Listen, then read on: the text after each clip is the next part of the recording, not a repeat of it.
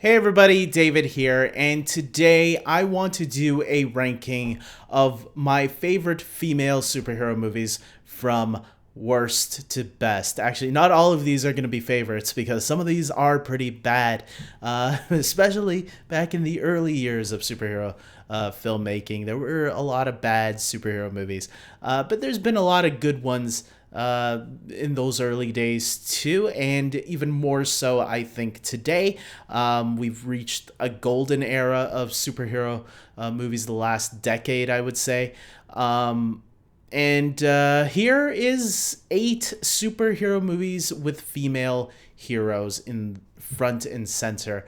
We've had so many with males. It makes sense that we have some with females right now, and they are doing a great job. And Let's get right to this. I was going to add one. It was going to be 9 films, but I didn't see it. It's called Thunder Force with Melissa McCarthy, and I forgot who the other actress was in the movie. But I heard terrible reviews about it, and I decided to avoid it. Yeah, I'll leave it at that. So let's start off with number 8. At number 8, I have Catwoman, starring Halle Berry. Yeah, this movie, it's as bad as people say it is. It's one of the not just the worst female superhero movie on this list. Let's get down to it. It's one of the worst superhero movies, maybe one of the worst movies. Period. So, yeah, it easily gets to the bottom. So bad, it's bad when Halle Berry herself accepts the Razzie nomination or accepts the Razzie Award for this movie. So if the actress, the main lead of the movie, is acknowledging, yeah, this movie sucks, then so be it. And I'm sure people weren't intending it to be a bad movie. It just unfortunately happened to be that way. Moving on to number 7, I have 1984's Supergirl movie. Again, this was the first superhero movie for a having a female lead, and it's kind of sad that it didn't land, man, because it came after the first 3 Superman movies starring Christopher Reeve. It was set in that same world. They just didn't get things right. It was really boring and really dull. I will say, though, it is a better movie than Catwoman, and it gave us some of an inside look to the Phantom Zone, which was really cool at the time, which even inspired Smallville. When they did an episode where Clark goes into the Phantom Zone, apparently it was Supergirl that inspired it a little bit. But yeah, just because of a moment in the movie doesn't help save an entire movie, unfortunately.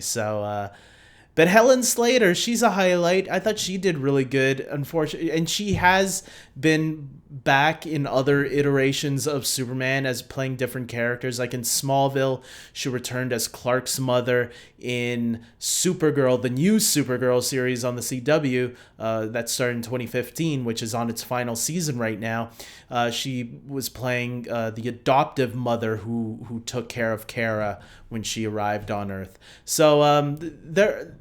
Clearly, Helen Slater, she hasn't been forgotten. People love her, and it's always nice to see her pop up. Unfortunately, the movie she was in didn't service her the best way.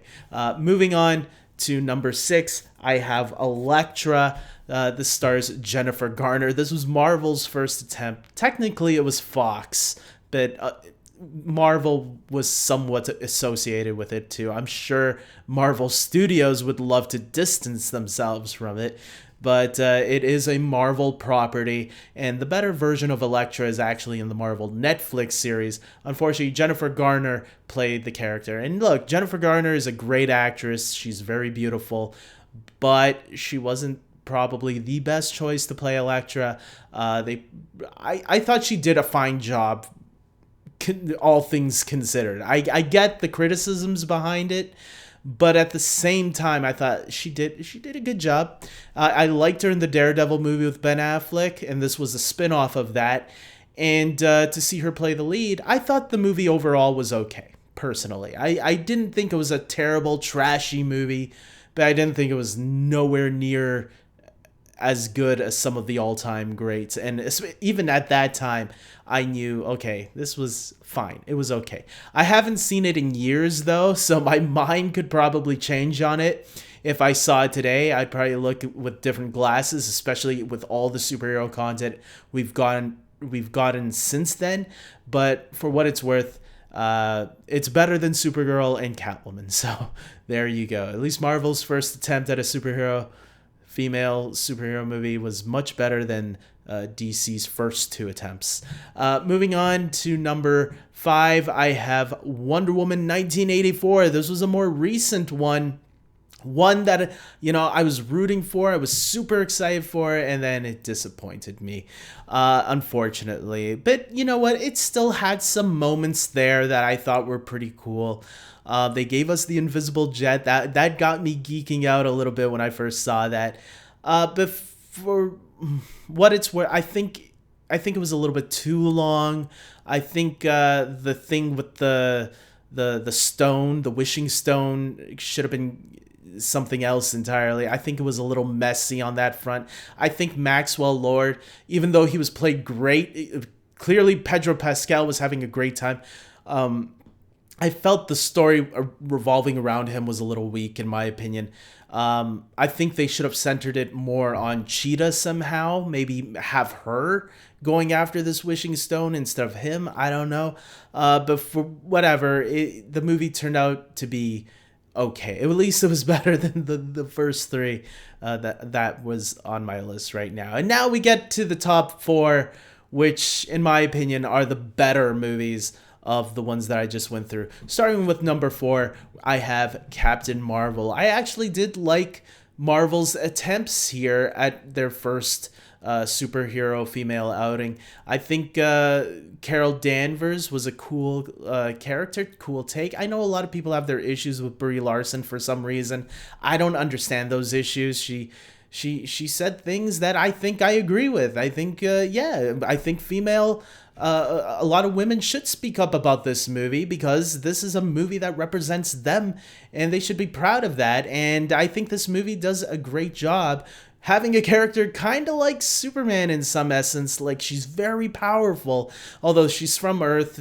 She's more human than obviously Clark Kent will ever be, but she's just as powerful as Superman if you really want to go there. I think they did a good job with this origin by putting a lot of it in the flashbacks and making us wonder, how did she get to this point, and us discovering it. I like the relationship between her and Nick Fury, and seeing him in his early days of S.H.I.E.L.D. Maybe one of the weaker aspects of the movie was the villains, and that's about it. Moving on to number 3, I have Birds of Prey. I really enjoyed Birds of Prey a lot. This movie came out last year during the pandemic, maybe even got affected by the pandemic. And look, I know a lot of people they felt Suicide Squad was a little bit of a downer. I thought Suicide Squad was okay. It was my least favorite DCEU film, but I felt Birds of Prey was so much better than the first Suicide Squad movie. And I thought Margot Robbie was great in that first Suicide Squad movie. So to see her spun off into this film was really cool. And I did like seeing the Huntress and Black Canary in this movie. I thought Black Canary and Huntress were great. What little of them we got. I think Black Canary was treated pretty good. Huntress should have gotten more focus in the movie. I think the team aspect should have been more heavy focused on, especially if you're going to call the movie Birds of Prey. I thought Ewan McGregor was great as Black Mask, and Zaz was great in the movie too. I really enjoyed this movie. I thought it was a lot of fun. Margot Robbie obviously steals the show, which is why she was front and center of the movie. And the whole little girl aspect that she had to protect her because she swallowed the diamond and stuff like that. Yeah, I really enjoyed the movie, and I thought I was kind of sad that it didn't do as good, but part of me feels like it was the pandemic. And if you haven't seen Birds of Prey yet, go and check it out. I think it's a worthy movie to check out. So moving on to these next two, I'm gonna admit, was really hard to pick because I didn't know which one I wanted at number 1, which one I wanted at number 2, and my mind could flip but right now this is where I have it at. At number 2, I have Wonder Woman. That's right. The first Wonder Woman movie is at number 2 for me. I love this movie. I love the relationship between Wonder Woman and Steve Trevor, played by Gal Gadot and Chris Pine. I know they both came back for Wonder Woman 1984, and their chemistry was great there too, but I felt like seeing it blossom for the first time was done so much better in this movie, and they were so fun seeing them play off one another. I felt the supporting cast was great, especially the Amazons were terrific, and then seeing when they go to I guess London, and then they have to interact with this new team of people that go with them on this adventure. I thought that was really great. Unlike some people, I actually thought Ares was cool in this movie. I know some people thought, the villain aspect was a little weak. I disagree. I think the villain served his purpose. I really like the actor that played Ares, David Thewlis, I think his name was. We've seen him in many movies before. I remember him all the way back to Dragonheart in 1996, where he played a villain also in that movie. And then obviously he played Professor Lupin in the Harry Potter franchise. He was awesome. And as to see him go to the dark side again, I guess, was a lot of fun, especially since I wasn't expecting him to be the villain. And there was a part of me worried that, is Ares even in this movie? Because I was thinking maybe she is crazy and there is no Ares. But no, it turned out Ares was the true villain of that movie. And I thought it was great. I really liked it from beginning to end. And I love the message in that movie. So yeah, it was hard for me to really put these two. Obviously, number 1, if you haven't guessed it already, is the most recent Black Widow. And maybe I'm putting this because I'm just off the high of watching it from this weekend. I watched it twice this weekend and I enjoyed it both times. I thought it was a really fun movie, and I thought the family dynamic was really powerful, really strong. Maybe the weakest part was the villain aspect, but the villains had such a small part in the movie that it didn't really affect my overall judgment of it, because I thought the family dynamic, I thought Scarlett Johansson was great. I thought Florence Pugh was awesome. It was, and David Harbour and Rachel Weisz. I thought all of them were fantastic. And obviously you can't have this movie without the main hero, right? Scarlett Johansson carried this movie, a movie that she deserved probably a couple years back. We should have gotten a Black Widow movie, but it was nice finally getting one. And this was a movie that I wasn't even all that excited for. I was like looking forward to it because it's another MCU film, but it was one that I was like, I'm looking forward to some of these other ones first. But I'm super glad we finally got it, and I finally got to see it because this movie was supposed to come out last year, because I really loved it more than I thought I was going to. And I would put it, I worked on my MCU list recently, and it did crack the bottom 10 of my top 10 MCU films. So I think I did like it a lot more and there's 24 MCU films now, so it's a tough list, and I love all of them, but it's a tough one to land in the top 10, but it made it. So with that being said, guys, look, the top 2, I could see it flipping one day. One day I might go back and say Wonder Woman's my favorite, but currently, if you ask me right now, as of July 2021, yes, I am going to say Black Widow is the best female superhero movie. Tell me your thoughts in the comments section below, everybody. What would be your ranking of these movies from best to worst? Because I love seeing other people's lists, so let me know about that. Now I want to give a shout out to my Patreon supporters. These are the people that support my channel, and they pay either a $5 tier or a $10 tier, and that gets them a credit at the end of each video. I know the $10 one, like, why are you giving me the same thing for $10? I'm saving the $10 one. Who knows, maybe one day I'll add something to it. Right now, it's more I'm asking out of generosity if you can. But we're all struggling financially. I get it. I get it if you pick the $5 one more. Some people I know want to say, David, why don't you do a dance for $10? I'm like, I don't know. I'm not a dancer. I'm too shy for that. I'll think of something eventually.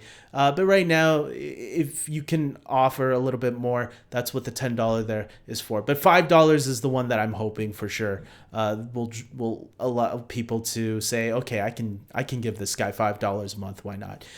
If you can't, I get it. At least like and subscribe to this channel, because liking the videos helps. Commenting on all the videos help. And spreading a link around and getting other people to view the content also helps this channel a lot too. So it's not just about money. As long as you can help me get the views that I need, then we can make this channel grow. And I want this channel to grow. I don't always want to be a small potato channel. I don't know how much I can grow, but I definitely want to. And I want to improve and I want to get better. But that can only help if I get more people to support the channel. And look, I didn't even think I get one person subscribing to my Patreon page. So patreon.com/David Jordeo, that's the Patreon page. You can go there and subscribe. And yeah, it would really mean a lot. And I want to say thank you one more time to my Patreon supporters. You guys are the best. Thank you very much. With that being said, I think I'm wrapping it up here, guys. So comment below. Remember that. Like the video. If you haven't subscribed, do that right now.